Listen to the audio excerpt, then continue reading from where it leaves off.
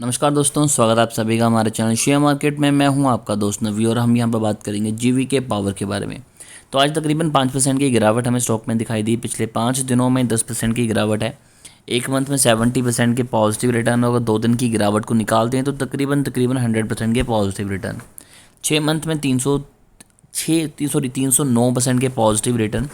एक साल में 335% के पॉजिटिव रिटर्न। नेक्स्ट चार्ट देखें तो स्टॉक बिल्कुल अपने ऑल टाइम हाई के नज़दीक से डाउनफॉल दिखा रहा है।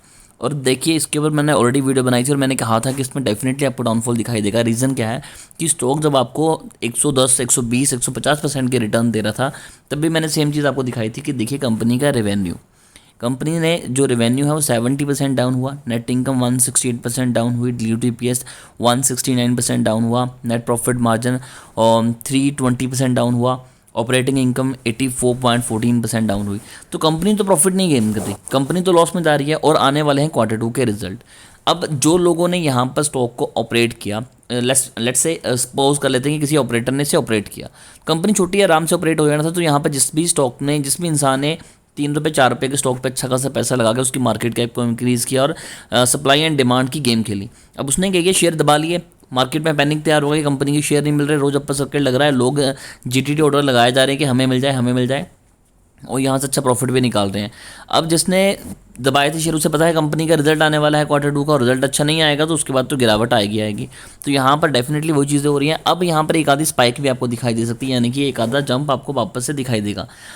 फिर जो रिटेल इन्वेस्टर है फंसेगा, वो और इन्वेस्टमेंट करेगा, और जो उसने बेचारे ऑपरेटर ने कुछ शेयर अपने बचाए होंगे वो भी वो सेल आउट करके बाहर आ जाएगा, और वो आराम से यहाँ से 200-300% के रिटर्न लेके आएगा। फंसेगा कौन? Retail investor. ये तो मैंने आपको दिखा दी फाइनेंशियल रिजल्ट। अब Q2 के रिजल्ट आने वाले हैं। एक और चीज़ मैं आपको दिखाता हूँ, फंडामेंटल देखते थे। अब तो हो गई कंपनी की सारी बुराई, अब कुछ पॉजिटिव्स भी हैं, लेकिन उससे पहले थोड़ी सी और बुराई कर लेते हैं कि यहाँ पर अगर हम बात करें डीआई की, तो उनकी जो होल्डिंग है 0.48% है। एफआईज की 0.30, यानी कि दोनों की 0.50 से भी कम की होल्डिंग बना के रखी हुई है। रिजर्व में कंपनी के पास पैसा एक नहीं है, 5,865 करोड़ का कर्जा है। तो यहाँ पर कंपनी का रिटर्न ऑन कैपिटल एम्प्लॉयड थोड़ा सा बेटर है, बट रिटर्न ऑन इक्विटी तो बहुत ख़राब है। ये तो हो गए सारे नेगेटिव, जिसकी वजह से आपको स्टॉक में इन्वेस्टमेंट नहीं करनी। बट इन केस अगर आपने अभी भी स्टॉक में इन्वेस्टमेंट करके रखी है, और ज़्यादा बड़ा अमाउंट नहीं, क्योंकि मैंने इसके ऊपर जब भी वीडियो बनाई है तो मैंने कहा कि पेनी स्टॉक्स में पैसा लगा सकते हैं, नो डाउट, लेकिन एक्सपेक्टेशंस नहीं रखेंगे कि नहीं हम करोड़पति बनेंगे, हम अच्छा रिटर्न बनेंगे, नहीं।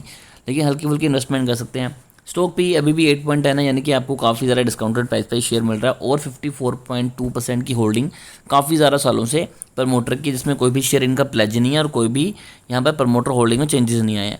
यानी कि प्रमोटर की भी अच्छी खासी होल्डिंग, अगर आपका नुकसान हो रहा है तो आपका अकेले का नहीं हो रहा है, प्रमोटर का भी हो रहा है। तो हल्की फुल्की इन्वेस्टमेंट आप यहाँ पर कर सकते हैं। पैनिक में आके सारे शेयर्स मत बेचिए, हल्के फुल्के रहने दीजिए, क्योंकि अगर हम क्वार्टर ऑन क्वार्टर बेसिस पे देखें तो प्रॉफिट 161% इंक्रीज़ हुआ है और सेल्स 43% इंक्रीज़ हुई है।